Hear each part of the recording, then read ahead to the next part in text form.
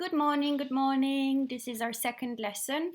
Today we are on to page 100. Please go to that page and follow me on your book. The first thing that we're going to see is conference hotels. Let's see what they are. So conference hotels are hotels that offer venues for large-scale meetings. Venues are places, rooms, for meetings that are large scale, that means very big, with a lot of people, such as conferences, conventions, presentations, social events, parties, weddings, etc. Okay, so for example, if there is a very, very nice hotel with golden details and all of the paintings on the wall and on the ceiling, then you can actually sometimes get married in there, which is very nice. Now, let's see where these places normally are. Because they are conference hotels, so they're mainly used for meetings and by companies and agencies and working people. Then this is why they are often in city centers or anyway very close to the financial and the banking district. And also very close to airports or other types of stations of any kind, like the bus station or the train station, so that people can go there very easily without the need to rent a car or to get a taxi. Now, let's see what they offer other than normal hotel services, because of course these are normal hotels, so they do keep offering rooms and beds and bathrooms and places where you can spend the night. But apart from that, they also offer rooms that are equipped with audiovisual facilities. So rooms where you can find a projector, you can find a computer, you can find different types of things that we're going to see later on in this little blue part, little leaflet. And then among the services, there are also technical support for the planning of events. So if you want to have a wedding, for example, if you want to have a wedding there, a wedding celebration, then there can be a wedding planner that can help you, or just an event planner that can just take care of the seats to see if all of the guests have arrived and stuff like that. And then there can also be secretarial services. So they do offer some secretaries or some guards or just people to give out leaflets or information or directions on where to go and where to meet. And then catering service, so people who cook and then serve the food. Now, this is a leaflet for the Wilkinson Hotel, which is a very, very nice conference hotel in London. And now let's take a look at these words that I have highlighted in yellow, because they are difficult in a way. So let's take a look at what they are. The first one is board meeting. It's a meeting of all of the directors or all the bosses of a company. Okay, so this leaflet says that this hotel is perfect both for board meetings or and a board meeting normally has not too many people. Okay, so it says 25 people, just to say a number. Or sales conferences where there are up to 3,000 delegates. So this hotel, it's just a way to say that this hotel is prepared no matter how many people are going to stay there or no matter how many people are going to attend the meeting. Okay.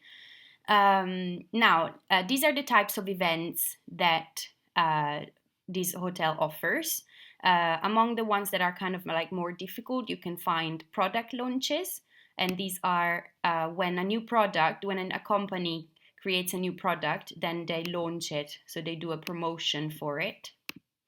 And they invite many people and say, oh, look at this, we have created this. This is wonderful, buy this. Now, incentive.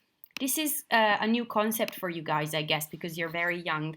But sometimes when you work in private companies, in big companies especially, where sales are everything, so all they care about is selling, what the boss does is they say the employee, the person who will sell the most will get a prize. They will get an award, or they will get a certain amount of money as a bonus on top of their salary. And this is called incentive. So for these companies, of course, if they have incentives, then they also normally have a meeting with all of the company where they give out that money and they give out those awards and they say who was actually the best employee of the month or of the year, who sold the most, who managed to get the most clients, and everything else. So this is all called incentives. And then team building and training events, we all know what they are. Seminars, conventions, office parties, blah, blah, blah, blah, blah, blah. Okay, so this last one is kind of important. So as we said, you can also get married in there, or at least celebrate your wedding. So there can be a celebration of any kind. It can also be a birthday, a family party, I don't know, whatever, weddings, and then civil partnership ceremonies. This is something that exists in Italy as well. Civil partnership is not exactly a wedding because it doesn't have a religious connotation, and it's a type of union that has the same value and the same rights and duties of a marriage, but it's done in the municipality, it's done in the city hall, and not in a church. And it is, in many countries, the only way that homosexuals can actually get married. Now, let's go on to the next little paragraph. Of course, I expect all of you to just read these things and not just focus on the words that I'm saying, but you are supposed to read all of this. I'm just concentrating on these words because you might not know them, but everything else, I guess it's fine. So this says what you can find in these rooms that are prepared especially for meetings. So it says you will find our meeting rooms equipped with high-speed Wi-Fi connection, computers, overhead projector, which is just, I guess, like the one we have in class for the LIM or for the interactive whiteboard. And then an overhead screen so that everyone can see what's going on, and then flip charts. Flip charts, let me show you what they are these little things that you can write on. Okay, that's a flip chart. Ta-da! Copying machines, so to make photocopies, loudspeakers, papers, pens on the tables. Okay, and then if you need refreshments, so you can also have, as we said, a catering service. There can be tea and coffee with some sweets, or even a full meal.